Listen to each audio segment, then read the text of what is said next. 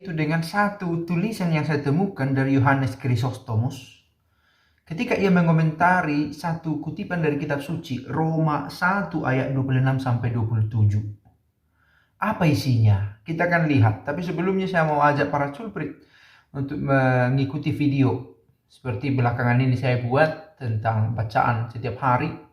Mudah-mudahan berguna. Mumpung masih ada dorongan untuk membuat video semacam itu. Linknya di deskripsi video ini. Oke, Coldplay, satu grup band yang saya sejak kecil sudah dengar lagunya. Kecil, remaja lah. Apalagi saya suka lagu dengan judul Yellow itu. Look at the stars, look how it shines for you.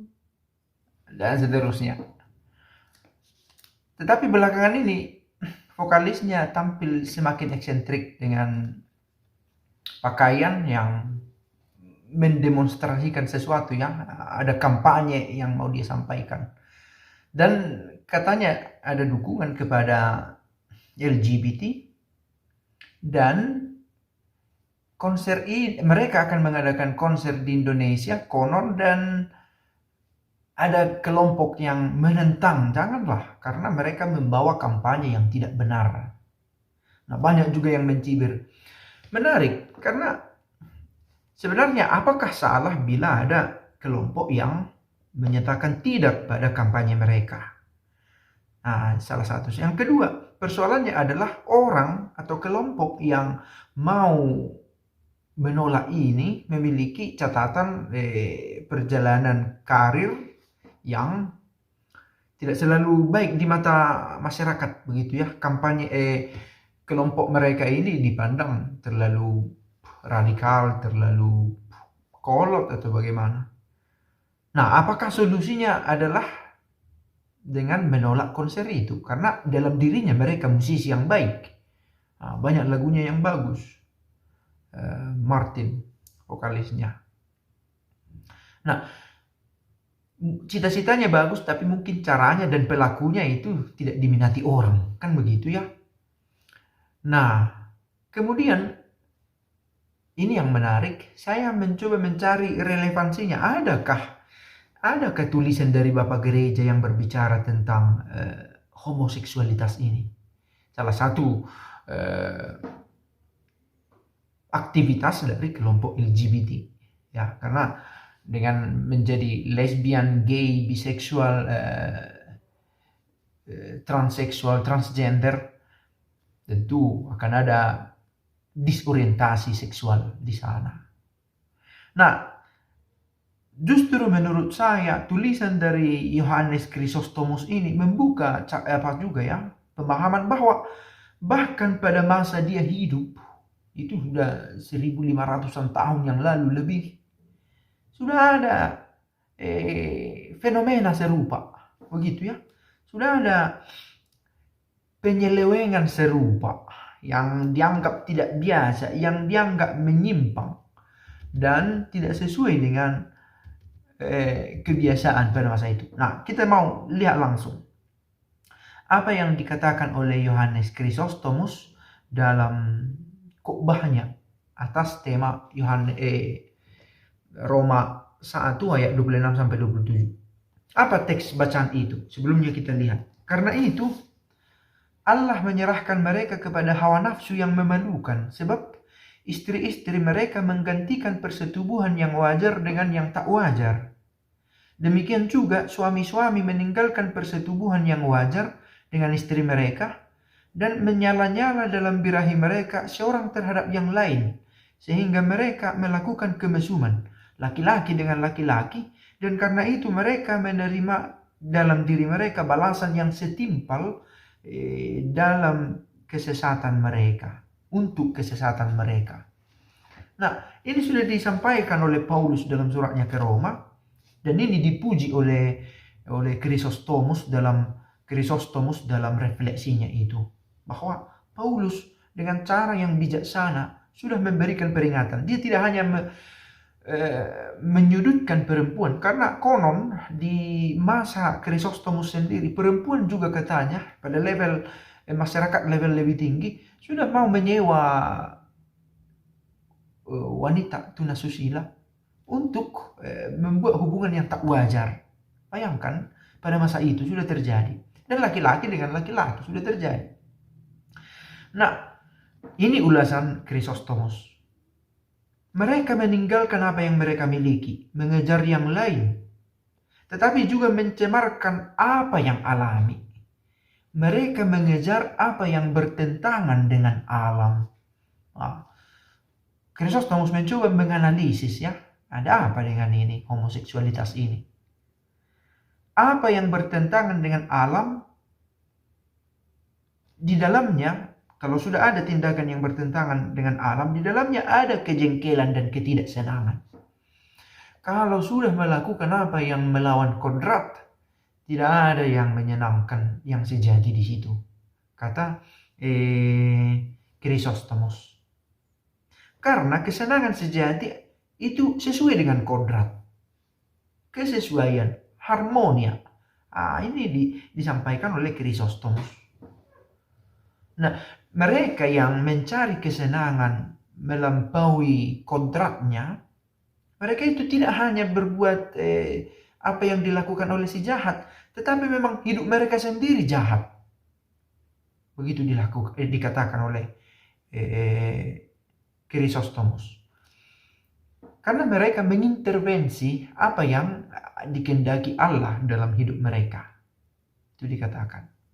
Nah, saya tidak langsung membuat surga, neraka, dihukum, disiksa. Karena orang akan menjadi cenderung defensif, ketika merasa dirinya ada di posisi yang sedang dibahas ini, begitu ya. Saya membaca apa yang ditulis oleh Chrysostomus ini dan membagikan pandangannya. Mengapa itu terjadi? Jangan-jangan ada orang, dan saya yakin banyak begitu, mengapa ada dorongan macam ini di dalam diri? Ada orang yang bingung dengan orientasinya sendiri. Mereka tidak mau atas apa yang wajar. Mereka mencari di luar batas, yang ada di luar batas pengampunan, dan sebenarnya menghina alam. Mereka menghina alam, katanya.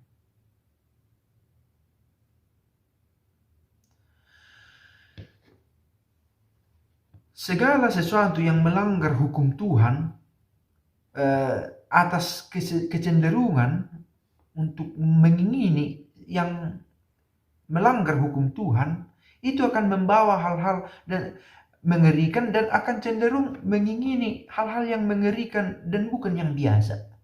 Orang yang hidupnya jauh dari Tuhan, yang melanggar hukum Tuhan, aneh-aneh keinginannya.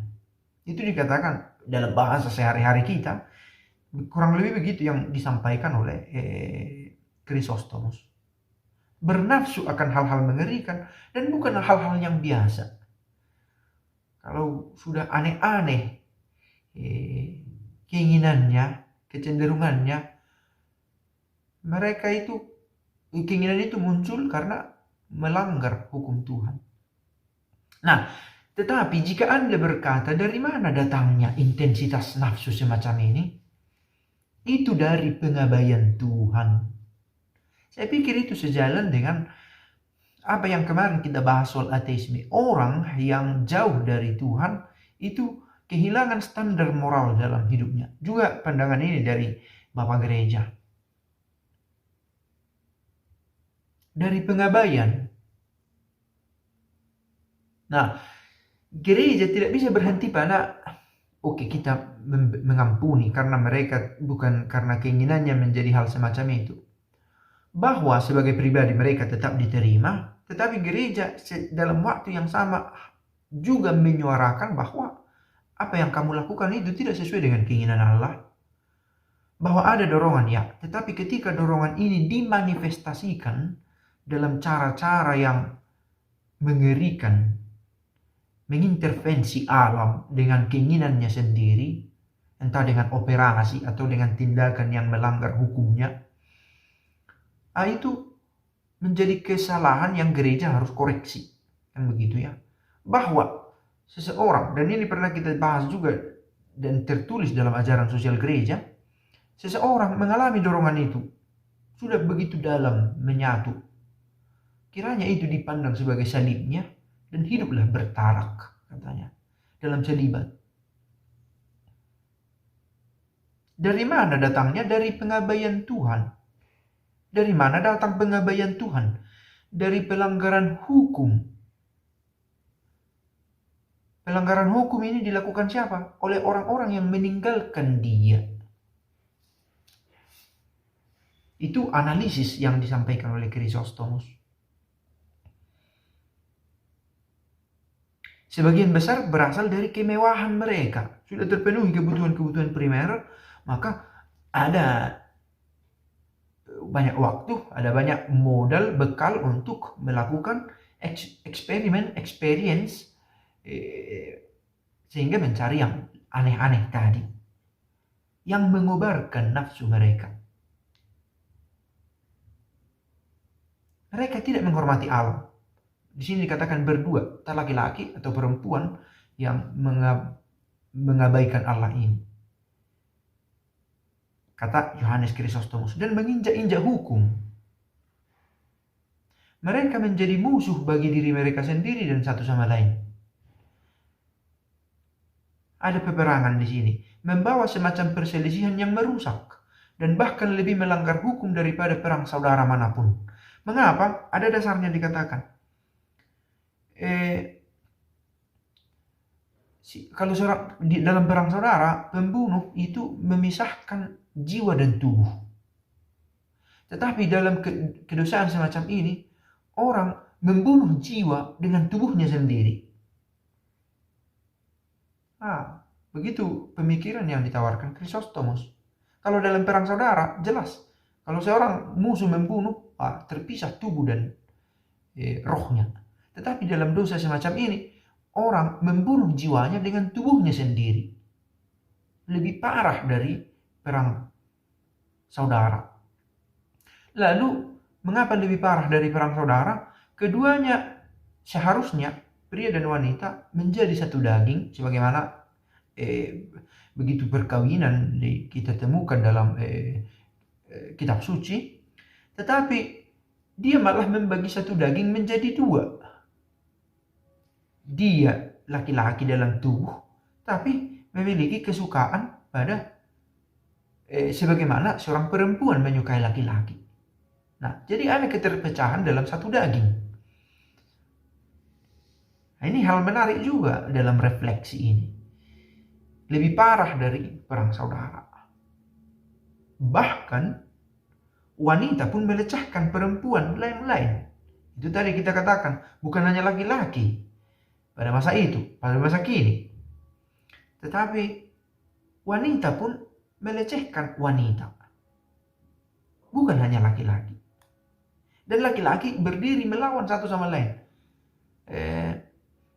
Laki-laki berbeda pandangan dengan laki-laki yang lain karena orientasinya sendiri. Bisa menjadi terpecah.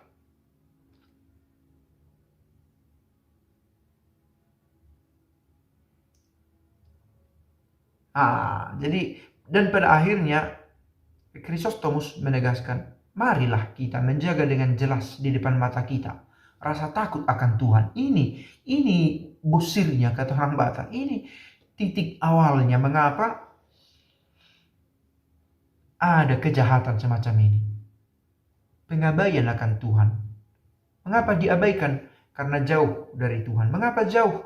Karena melanggar hukum atau melawan Tuhan, dan ada unsur kemewahan yang membuat orang semakin difasilitasi untuk memanifestasikan dorongan itu dalam tindakan yang menyimpang. Kita berterima kasih kepada Yohanes Chrysostomus yang memberikan kita panorama tentang ini. Oke, gereja tetap harus mengatakan bahwa orang yang mengalami kecenderungan itu, jangan-jangan itu tadi, sudah berperang juga di dalam batinnya, dan memang membutuhkan bantuan ya. Tidak malah mau dia sudah terpojok oleh dirinya sendiri, dan orang-orang condemned, mengarahkan jari kepadanya, dia semakin kehilangan ruang untuk memperbaiki diri. Agar hal ini tidak terjadi, marilah kita menjaga dengan jelas di depan mata kita rasa takut akan Tuhan.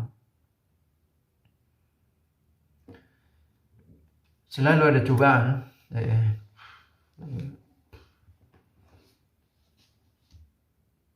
tantangan di depan kita, tetapi kita minta tuntunan dari Allah untuk setiap orang yang berjuang untuk tampil kudus di hadapannya. Semoga.